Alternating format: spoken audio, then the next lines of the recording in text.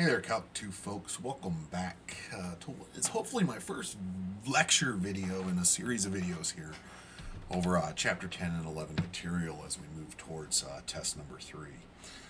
As I had noted in my introduction video here, we are going to spend Chapter 10 looking at sequences and infinite series, and that it is going to be a bit of a preparation for some of the ideas that we see brought up in Chapter 11, that being power series, and specifically focusing in on Taylor polynomials and Taylor series. So these ideas will move on right into Chapter 11. So bear with me and make sure that you're staying on top of your studies here.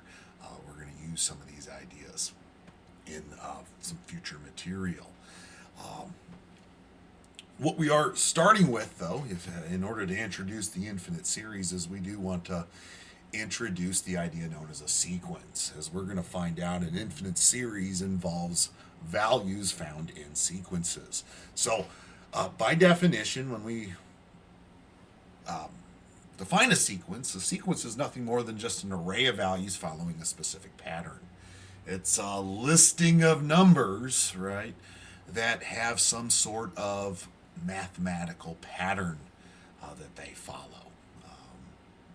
That pattern can happen in a variety of ways, right? We will see that develop. And that pattern can be obvious at times, and at times it might not be so obvious. And what we may need to rely on to establish the pattern is actually a mathematical formulation, and we're going to see some ways to go about doing that. So,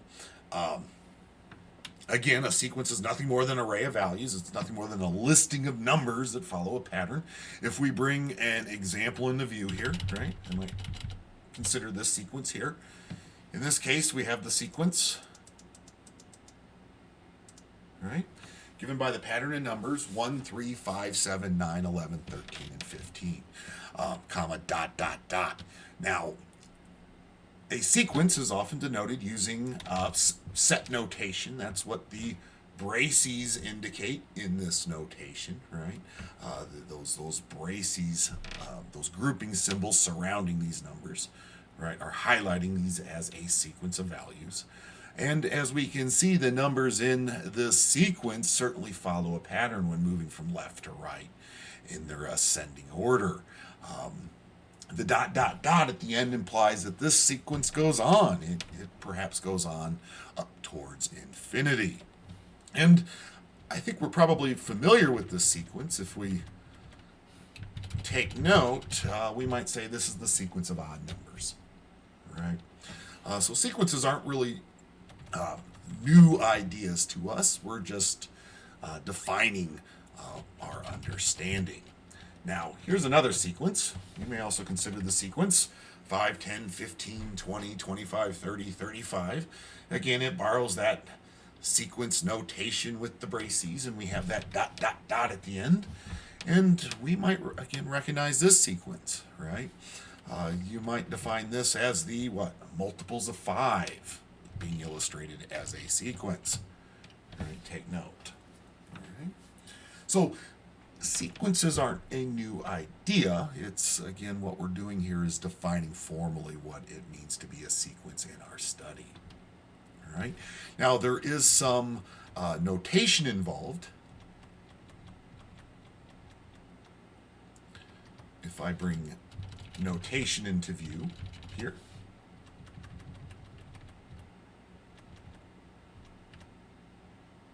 right? In general, a sequence is denoted as the set A sub n. Again, applying that set notation.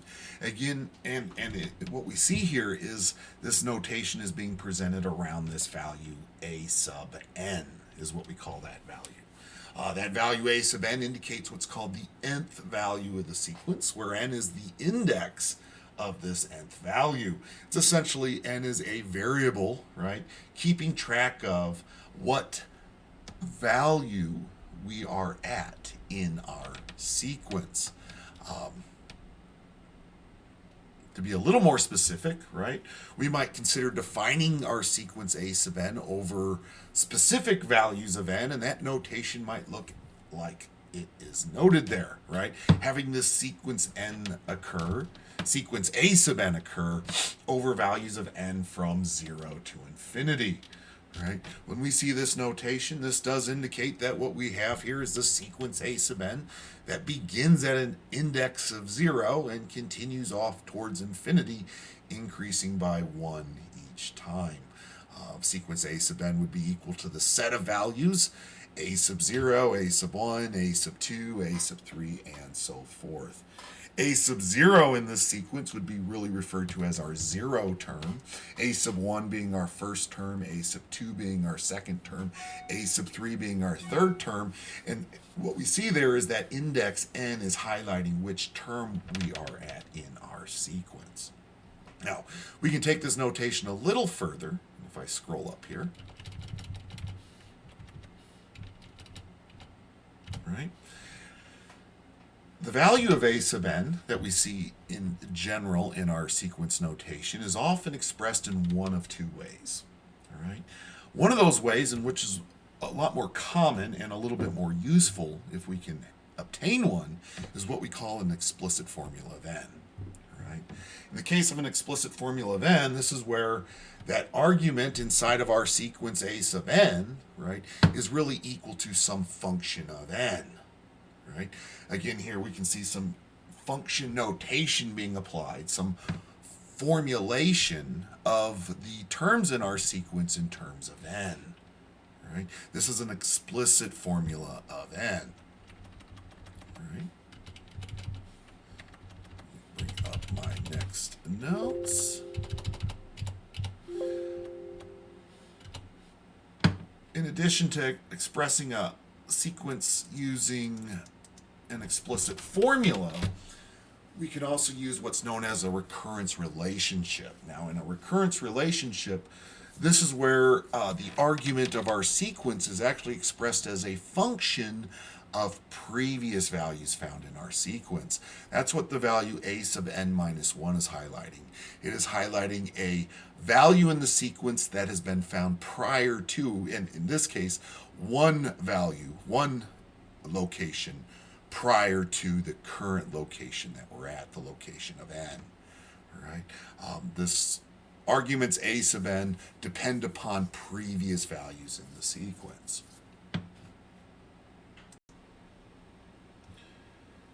Now, if we look at some examples of this, I might scroll down here, bring up an example. For example, we might consider sequence a sub n equal to sequence 2 raised to the power of n. All right. What we see in this case, a sub n is equal to a function of n, right? The arguments of our sequence, right, with respect to the index n are defined in terms of that index n. They are all, the terms themselves, the argument of n is 2 raised to the nth power.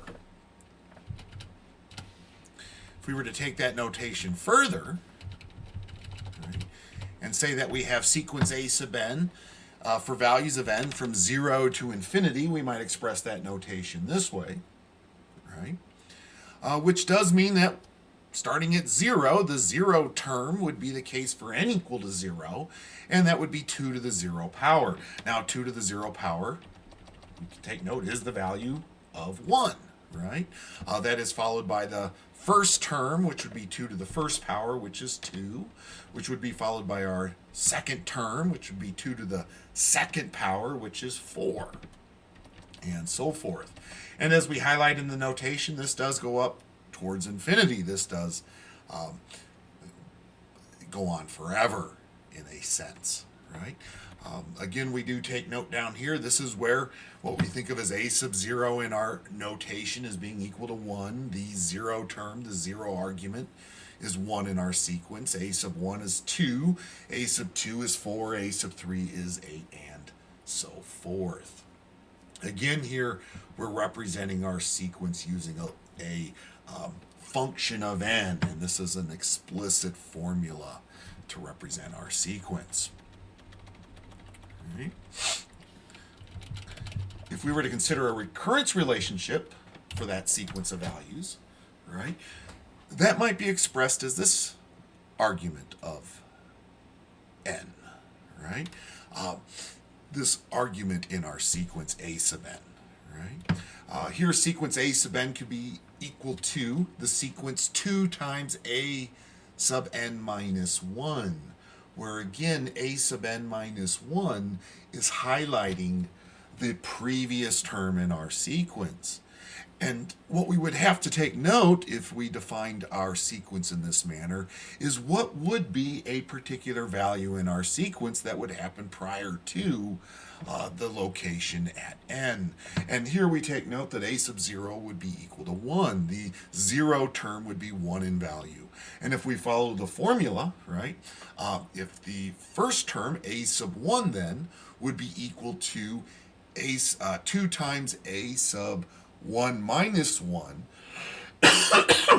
which would produce the value of 2, right? With a sub 1 in place, we could find a sub 2 by taking 2 times the value of a sub 2 minus 1, which would be a sub 1, where if a sub 0 was 1, and the pattern says take 2 times that 1 to give you a sub 1, which is 2, right? A sub 2 then would just be 2 times 2, which yields 4, and so forth.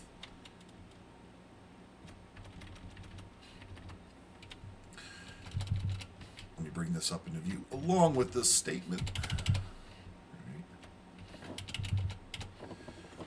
Note in the case of the recurrence relationship, both that function a of a sub n minus 1 and a value of a sub n minus 1 must be stated, right? If we were to go back and define our set a sub n, or our sequence a sub n is equal to 2 times a sub n minus 1, right? And our value a sub 0 was equal to 3, the what we might say 0 term was equal to 3, then we would have an entirely different description of a sequence, right? When we consider the value of that sequence a sub n over values from n equal to 0 to infinity. If a sub 0 was equal to 3, right, the very first term in our sequence, the 0 term, would be 3.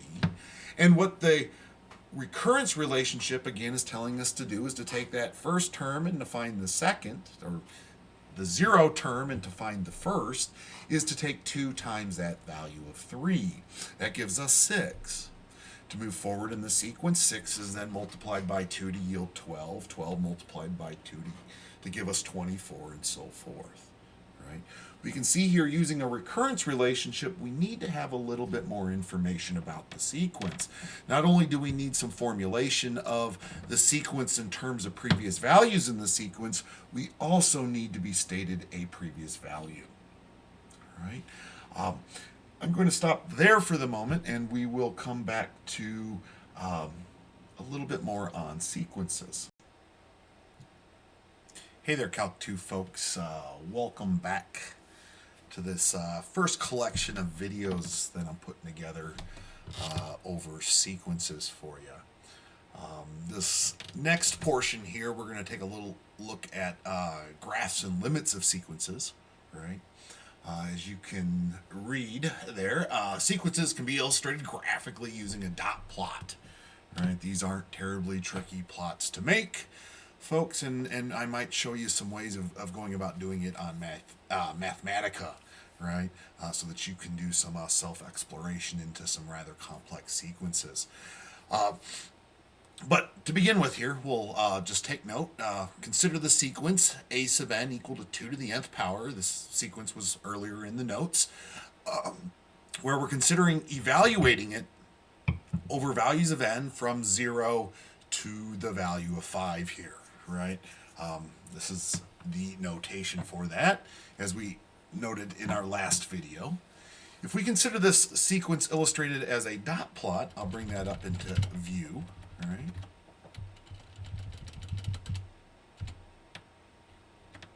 This here is what we would see as the sequence, right, in an illustration. Now, this is only for values of from 0 up to the value of 5.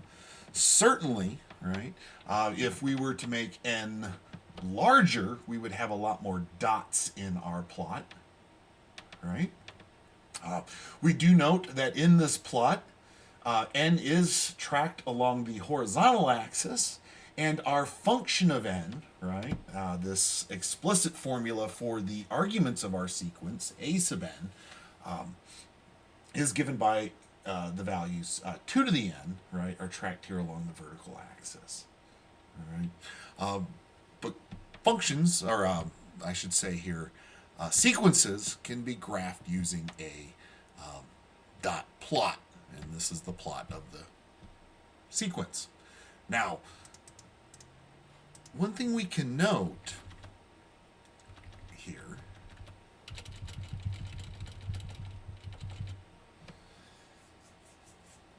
is that the sequence a sub n equal to 2 to the nth and the function f of x equal to 2 to the x are similar in behavior for discrete integer values of x, right?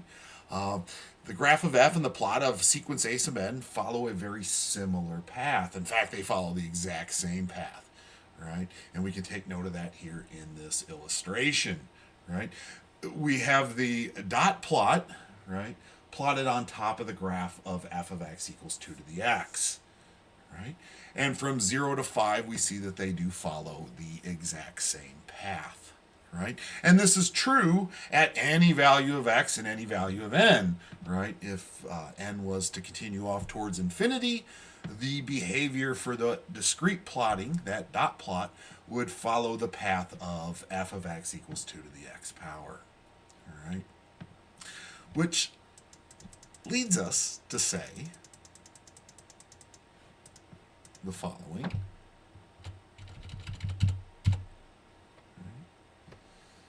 A similarity in behavior between our sequence a sub n and equal to f of n, right, and y of x equal to f of x implies limits can be used to study the behavior of a sequence as the index heads towards infinity. Right. What we're going to do here, again, like I said, is this is calculus, and calculus is the study of limits. We're going to look at applying the use of limits to study the behavior of a sequence as the index grows without bound. Right? And at times, we're going to see interesting behavior in the value of those sequences, right, in the terms of the sequence values, very similar to how we saw interesting behavior as x had approached infinity in particular cases for functions. All right. This leads us to defining the limit of a sequence, right, and bringing up some terminology here, right. Particularly in a sequence, we're really going to be interested in limits at infinity, right? So we might define the limit as n approaches infinity for sequence a sub n equal to L means, right, that value a sub n, the arguments of the sequence become arbitrarily close to the value of L, right, as n becomes sufficiently large, right, in value, as n grows without bound, right? As n grows without bound, the arguments of this sequence will get arbitrarily close to this value of L, right? We could present a very formal epsilon delta definition for this limit, but as we've seen with the case for functions, our understanding of limits can, well, I should say this current definition will suffice for our understanding of a limit. Now, we do take this a little further, right, with the case for sequences. Furthermore, right, if that value of L is a real number, what you'll see is this notation here is saying that L is an element of the real number system. If L is an element of the real number system, what we end up saying is that that sequence converges to L, right? And we adopt this terminology for convergent sequences, right? A sequence converges to L if the limit as n heads to infinity is equal to L. and L being a real number. Now, as we've seen with limits at infinity, at times that value of L will actually approach positive or negative infinity. In that particular case, the sequence is said to diverge. Right?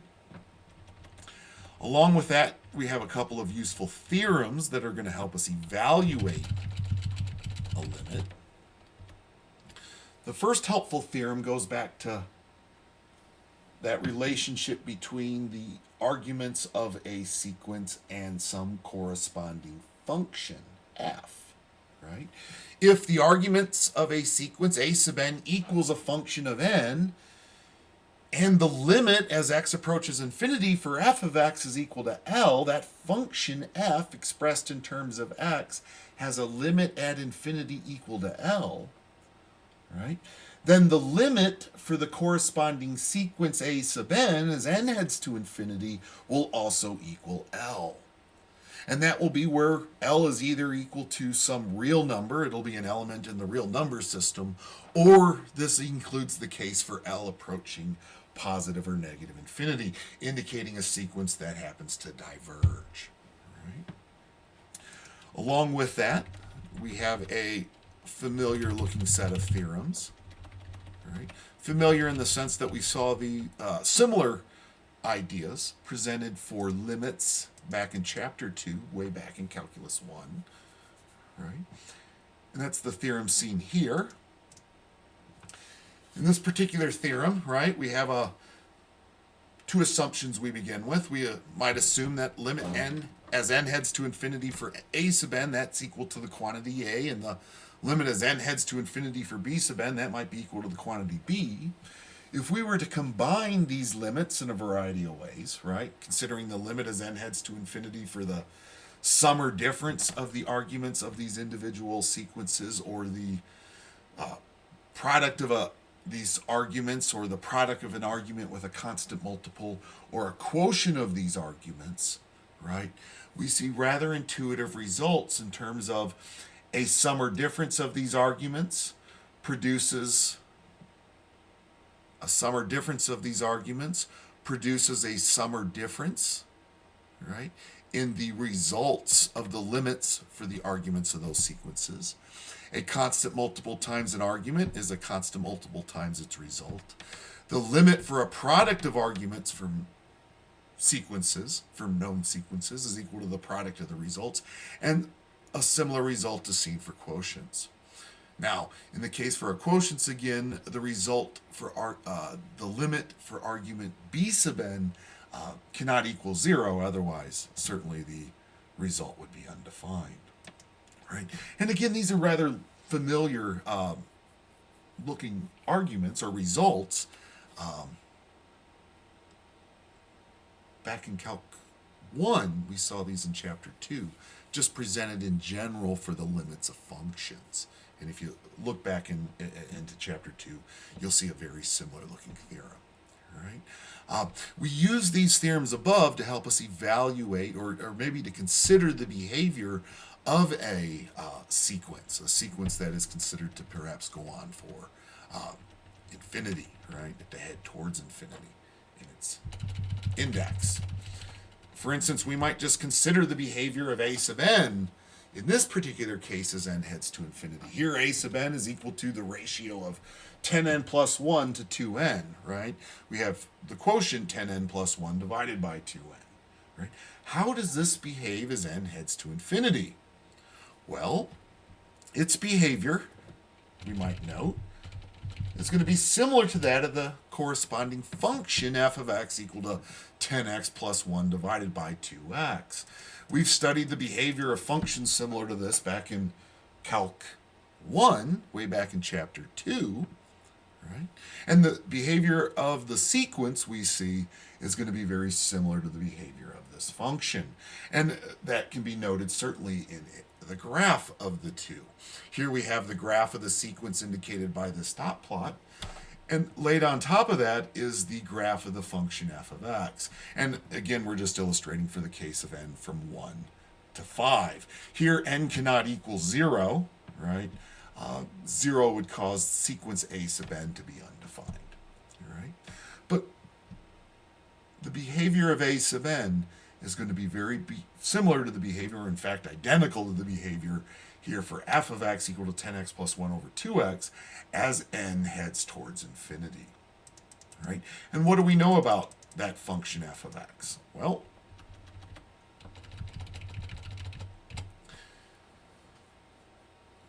if we consider function f of x and its behavior as x heads to infinity, the limit as x heads to infinity for f of x is just 10 over 2, or 5 in value. Right? And that's all from L'Hopital's rules. Right? If we try an initial substitution with infinity on 10x plus 1 over 2x, the result is infinity over infinity, where L'Hopital's rule says, well, differentiate your numerators and your denominators and apply a similar limit argument to that result. In this case, the derivatives produce 10 over 2, which is equivalent to the value of 5, the constant value of 5. And the limit of any constant is that constant itself. So the result of 5 is the value from L'Hopital's for this function. From our initial theorem, stated above, right, that then implies the limit as n heads to infinity for our corresponding sequence, 10n plus 1 over 2n, must also equal 5. And what we can end up noting in the end here is that our sequence must converge to 5, meaning that as our index grows without bound as it heads towards infinity, the actual arguments of the sequence become closer and closer to the value of 5. All right? If we were to put some of that second theorem into play along with the first, we might consider our last example here and consider this sequence a sub n equal to the sum of these two arguments. Right? If you spend a moment looking at that, right, you might notice, how would this first argument behave as n heads to infinity? It's going to be very similar to the behavior that we would see as x would head to infinity in a similar function. And the same goes with our second term here in this argument, 1 over 5n.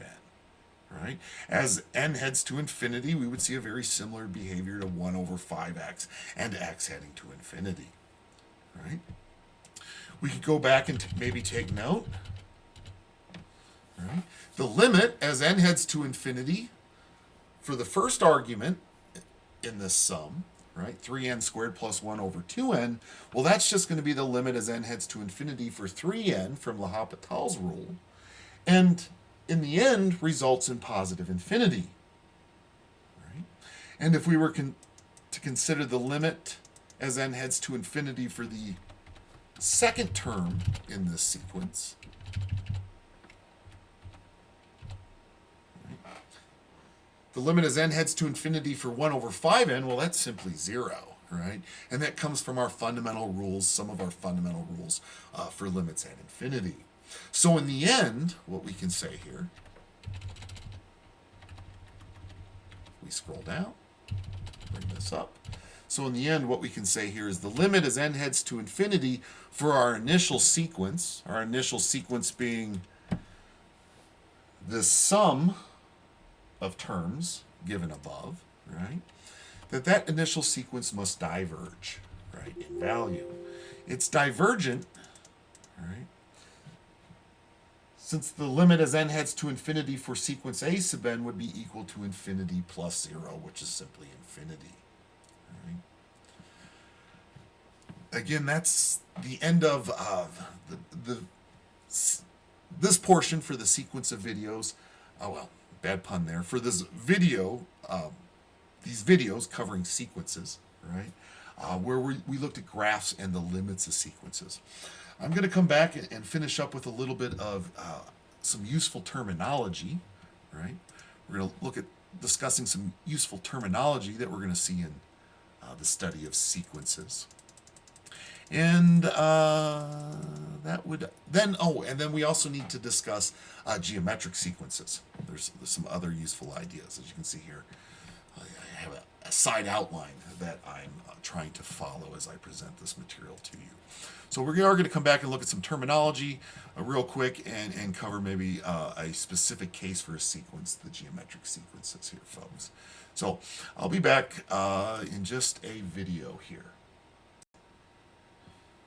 Hey there, Calc 2 folks. As I had highlighted at the end of our last video was that there's a couple of other topics with respect to sequences that we need to cover before we move on to infinite series. And one of those is just laying out some useful terminology for sequences, right? As we describe these sequences, we want to have some terminology that is descriptive in terms of how that sequence might be behaving, right? So I've began some of that laying out some of that terminology here with the statement. We're just going to let sequence A sub n be any sequence, right? And we can say sequence A sub n is these following terms if the following conditions are true. Now, in the case of increasing, this is if the nth plus 1 term in our sequence, the next term in our sequence following the nth term, is always bigger than the nth term. Right? In that particular case, we might have a sequence like our powers of 2 to the first power, second power, third power, fourth power, and so forth, right? They help to highlight what we call an increasing sequence.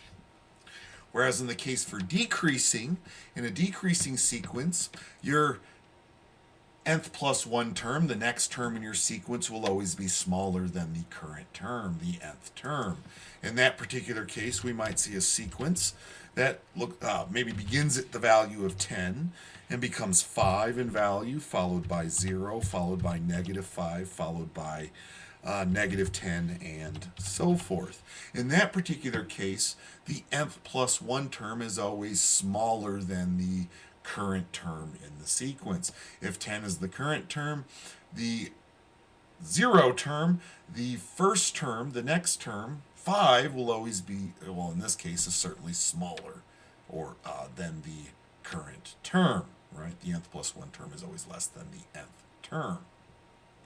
In a non-increasing scenario, this is kind of playing with those terms increasing and decreasing and being what we think of as their opposite in value.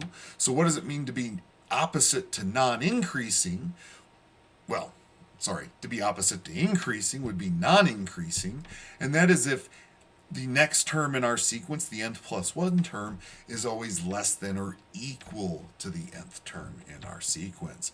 For example, right, again, starting at 10, we might illustrate a non-increasing sequence by following that up with another value of 10, and then perhaps following with a value of 5, and then 5 again, followed by 0, and then 0 again, and then maybe -5, and then -5, and -10, and -10, and so forth, right? In this particular case, again, we are highlighting the scenario for a non-increasing sequence, right?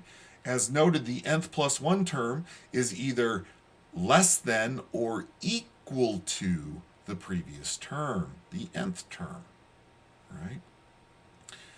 For non-decreasing, we see the opposite of decreasing.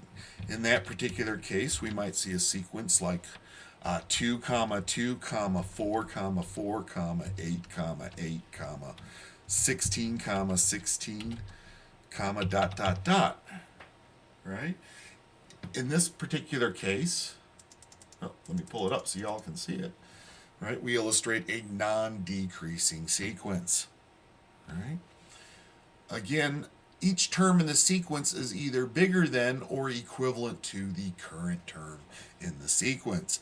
That is noted by allowing a sub n plus 1, the next term, to be greater than or equal to the nth term in our sequence. As for monotonic sequences, these are strictly non-increasing or strictly non-decreasing sequences, right? The sequences above, this non-increasing sequence or this non-decreasing sequence, right, are monotonic sequences, right?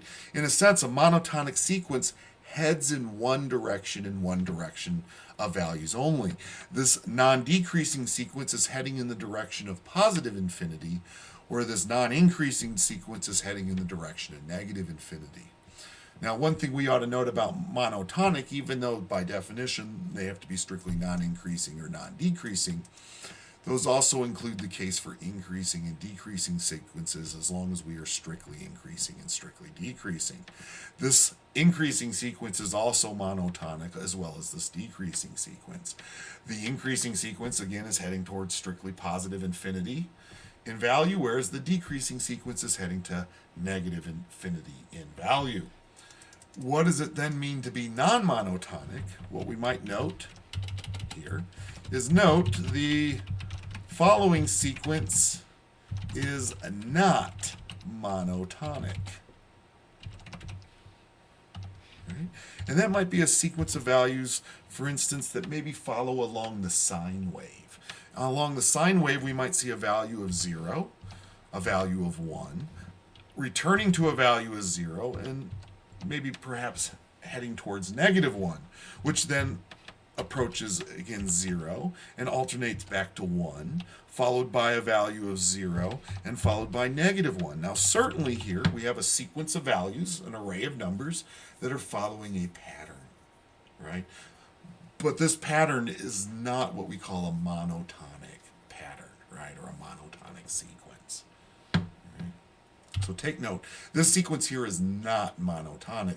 It's not strictly non-increasing or strictly non-decreasing in value. Tidy up your notes. Go down here. Lastly, we have the case for what we call bounded and unbounded, bounded above, bounded below, or just strictly bounded sequences. All right? We'll break these out. You have bounded below, and the comprehensive term might be just strictly bounded, right? Bounded sequences are sequences bounded from above or below or from both above and below, right? It's kind of an all-encompassing term. Whereas bounded above is if there exists a number m such that the nth term in our sequence is always less than this value of m. In that particular case, we have what's called a sequence that is bounded above. And actually, in that particular case, we can be less than or equal to m.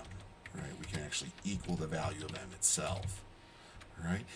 As for bounded below, is if there exists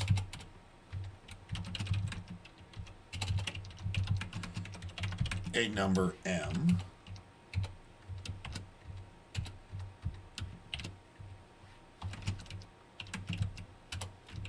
such that a sub n is always greater than or equal to that value of m. Right? These would be sequences that would be highlighting being bounded above or being bounded below. Right? For example, right, if we were just to maybe consider a case for bounded above, right?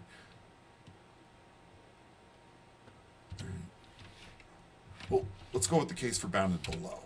Bounded below, I think, is a little easier to highlight. Let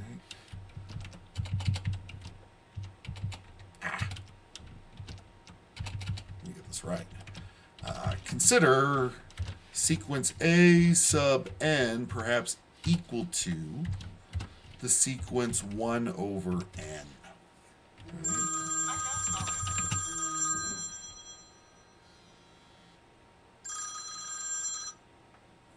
Right? Sorry about that.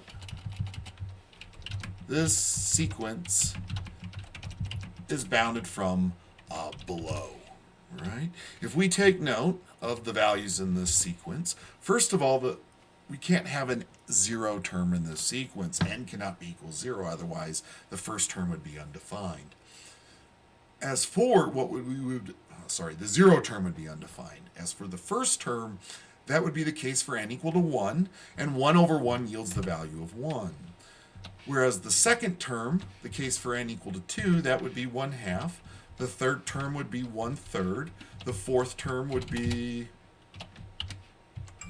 1/4, and so forth. Right? As we can see, right, as n heads to infinity, right,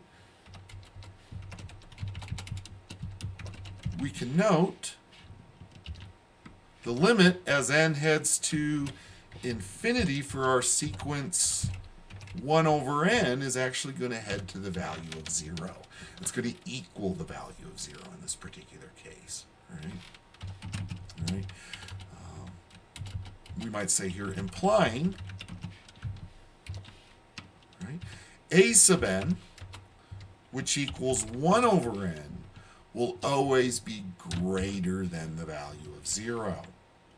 Right? This value of 0 playing the role of m, right? The upper bound on this sequence. Right? So at times we are going to encounter these sequences that we say are bounded from above or bounded from below. Right? And if they're bounded from any direction or from both, they are what we call just bounded sequences. All right? I hope that helps folks with some useful terminology. I'll get back to you with one last video where we have to spend a little bit of time introducing the geometric sequence, which is really a useful sequence to us. And with that said, I realize there is one special case of sequences too that we want to take a look at, and that's going to be the case for telescoping sequences. Hold on there. We're not going to look at telescoping sequences. That's telescoping series. So the geometric sequence is all we have left to talk about. So I'll be back with that set of notes. Hey there, Calc 2 folks. This is my last video in a series of videos I'm doing for the concept of a sequence. As noted in the last video, the last topic we have to look at is a special case of sequences known as the geometric sequence. If we take note, the powers of 2 that we've seen as a sequence given in a couple of our examples here does illustrate what we call a geometric sequence. Right? It does fit the form of what we define to be a geometric sequence, and if we spend a moment looking at that definition, I'll bring that up here. Right? By definition, a geometric sequence is a sequence in the form given by the sequence a sub n, where a sub n is equal to a times r raised to the nth power. All right? The sequence 2 to the nth power fits this format. All right? In this format, the value of r is known as the common ratio of the geometric sequence. And the way we note r, or discover r, if we're working with a geometric sequence, is that we take any two successive terms in the sequence and take the latter and divide it by the previous, and that will give us our value of r for the geometric sequence. And what that common ratio is, right, is the value that we multiply each term in the sequence by to move forward in the sequence. Whereas in this format, the value of a, well, that's simply a sub 0. That is what would be denoted as the 0 term of the sequence. If we start at n equal to 0, the very first term in our sequence. All right. If we consider our example,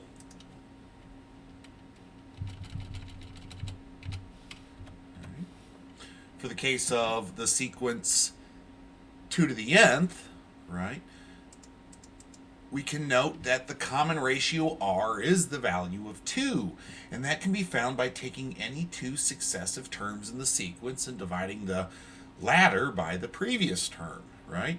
8 divided by 4 is 2, 4 divided by 2 is 2, 32 divided by 16 is 2. That is highlighting what we call the common ratio in this sequence. And in this sequence, you will note that the 0 term, the leading term of the sequence, is the value of 1, right? A would be equal to 1 in this sequence. And what this does highlight is this geometric format, the format for a geometric sequence, a times r to the nth power, where a is 1 and r is the value of 2. All right? If I scroll down here, we might consider another case We might consider this case here given by the sequence 3 times the quantity 1/4 raised to the nth power evaluated from n equal to 0 to infinity. Right? In this particular case, we can see the terms of this sequence are given by 3, followed by 3/4, followed by 3/16, followed by 3/64, and so forth. And then again, in this example, what we do have illustrated here is a geometric series. It does fit this generic format of a times r to the nth power, where in this particular case, the value of a would be 3. And we do note that is the 0 term in our sequence. If we were to make n 0, 1/4 to the 0 power is 1 times 3 results in 3. And the common ratio in our sequence, right, highlighted by this value of 1/4 raised to the nth power, is the value of r equal to 1/4. If we were to take any two successive terms in this sequence, for instance, take 3/64 and divide it by 3/16, the result would be the common ratio of 1/4. All right, so these are really specific cases for sequences, folks. These are what are known as the geometric sequences. And we're introducing you to these because later on when we study infinite series, we are going to encounter what we call the geometric series.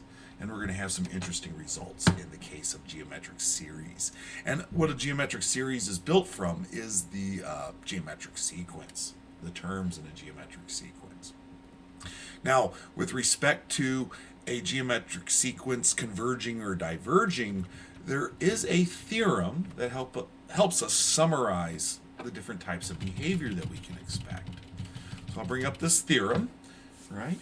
This theorem does tell us about how we might expect a geometric sequence to behave in terms of convergent or divergence, and what that does depend upon is the value of the common ratio. Right? If the absolute value of the common ratio is less than 1, we do have the case for a convergent series, and particularly this series would converge to the value of 0. Whereas if our value of r is equal to 1, the series will actually just converge to the value of 1, right? And if it diverges, right, it will end up diverging when r is less than or equal to -1 in value. And what I can see one correction in here that I do have to make, and I'll make this rather quick. It's right here. Due to the way that I define the geometric sequence, it's actually going to converge to a in value when r is equal to 1. So let me make that quick correction here, and we can take note, if this r was the value of 1, a times 1 raised to any power of n is always just going to result in a. So I should make that correction. And what we do note is this sequence will then diverge when r is less than or equal to -1, or the case for r greater than 1. We can go a little further with some of this theorem, in the sense that if r is greater than 0, you are going to be working with a monotonic sequence, a sequence that's strictly non-increasing or non-decreasing. And if r is less than 0, you are going to have the case for an oscillating series, right, or sequence. So if we look at a couple of the examples we've presented already, right, if we consider that sequence given by the powers of 2, right, since r equal to 2 is greater than 1, right, we can note that that is a case for this where the sequence diverges.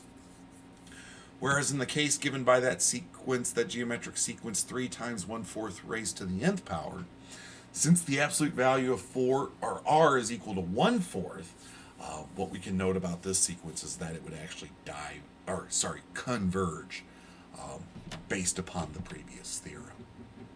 Right? So that is the geometric sequence, folks. That is going to come back into play when we discuss the geometric series, right? And as I had noted, this is actually the last video in our discussion of sequences. I do have these notes all laid out here in my program, so what I will do for you folks here is share these on Blackboard with you. I'll try to do that with all my note lectures that I give in this manner. All right? So y'all have, well, make sure that you're out there and you're studying and that you're staying safe, and I'll get back to you. My next plan is to give you a little bit of lecture on infinite series before we start jumping into what we call the series tests. folks. So, see you then.